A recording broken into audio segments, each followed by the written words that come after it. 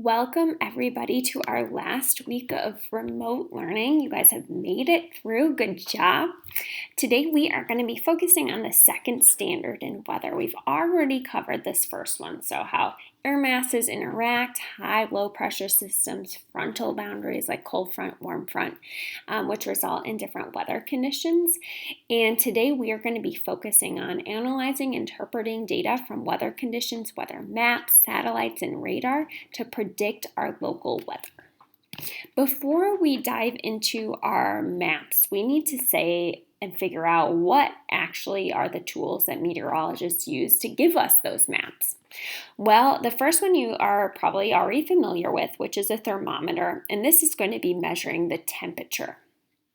Another tool that meteorologists use is an anemometer, and this tool measures wind speed, and you'll get the chance to make one of those today at the end of the lesson.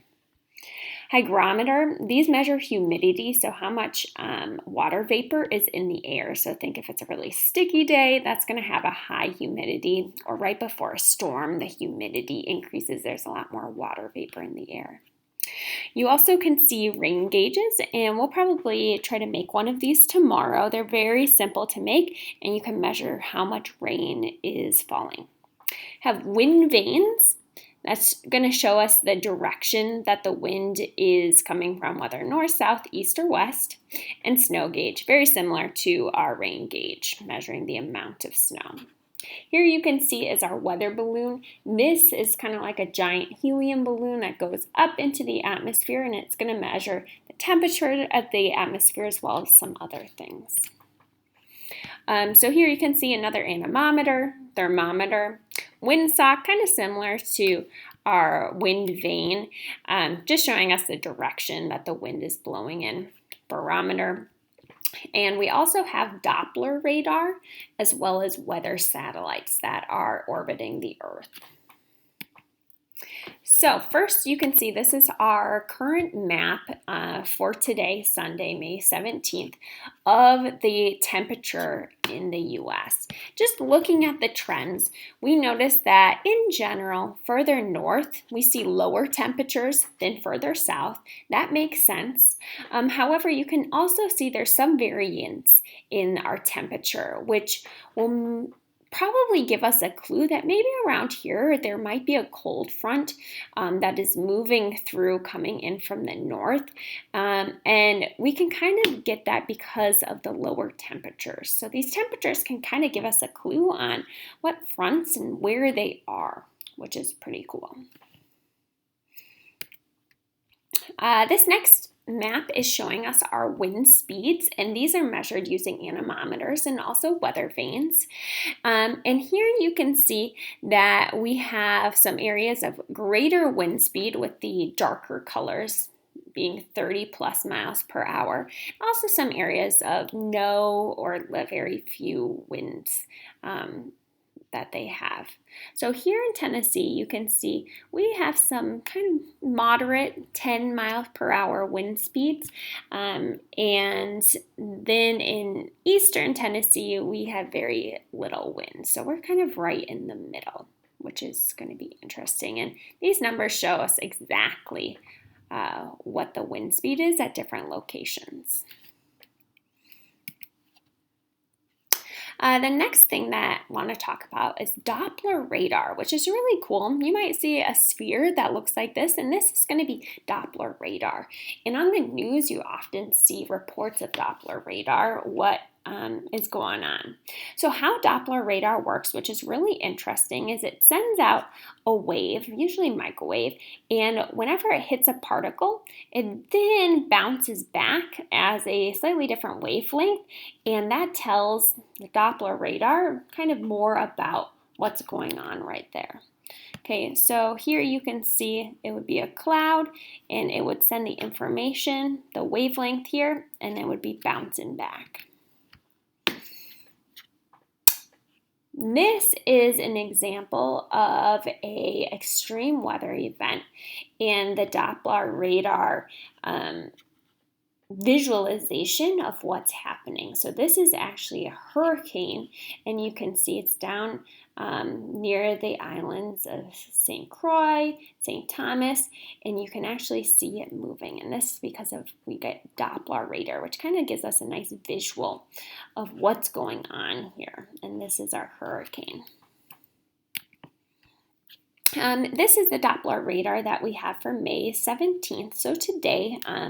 So it's going to be a little bit late for tomorrow, but here you can see is we have more rain kind of in the Midwest, Wisconsin, Michigan. We have light rain, a little bit of heavy rain, but not too much. Here you can see in Tennessee, we have a little bit, and if you noticed or think back yesterday, there were some sprinkles, at least there was near me, and that you can see that from this kind of little light green right here showing, yep, there might be some rain happening. Overall, though, pretty dry for Saturday. Next, if you put together that Doppler radar as well as looking at that temperature, you can try to map out where you see these cold fronts or warm fronts. So I know we had this map on Friday and it was a little bit confusing for some people. So let's just kind of get a little bit closer for what we see coming up for Tennessee. So we saw that lower temperature right here. So we can conclude that there is actually going to be a cold front moving in. So we can predict over the next couple days that this cold front is going to keep moving this way, and we are then, as it's a cold front, it's going to cause that warm air to rise up quickly, which results in thunderstorms. So I can predict, just looking at this map, the Doppler radar, you see a lot of thunderstorms or rain right around this frontal boundary, that we are going to be getting that as well. You also see these low pressure zones, and wherever there's a low pressure zone, that means that air is rising rapidly and we are going to see even more clouds and rain.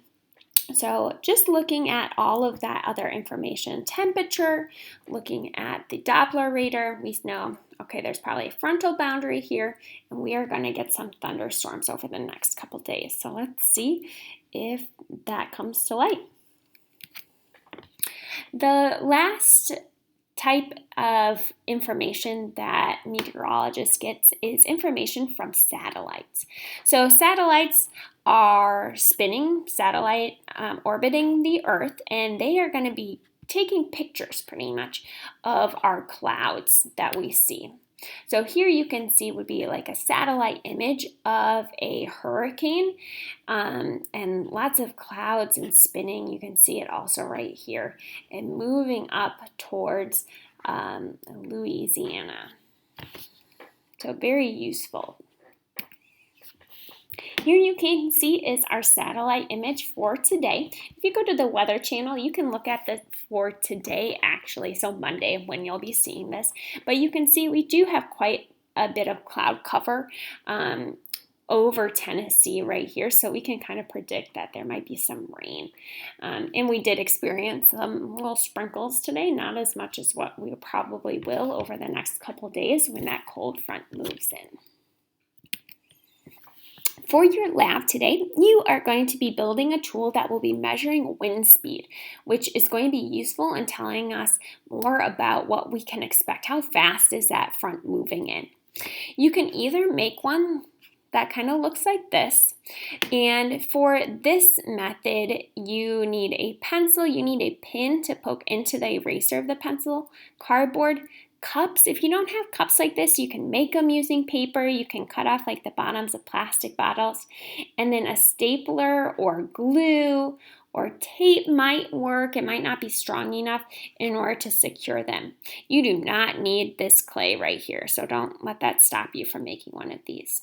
Could also make a simpler, like a pinwheel, and that just uses paper and a little bit of glue or tape to secure the middle section, and then like a toothpick or a chopstick or something pointy to stick in the middle. There's also a third method that just uses paper and a pen, and you can choose to build that as well. Anyway, hope to see you guys on Thursday for our final Zoom, and I'll keep posting here for updates on what we're doing the rest of this week. Have a good day, you guys.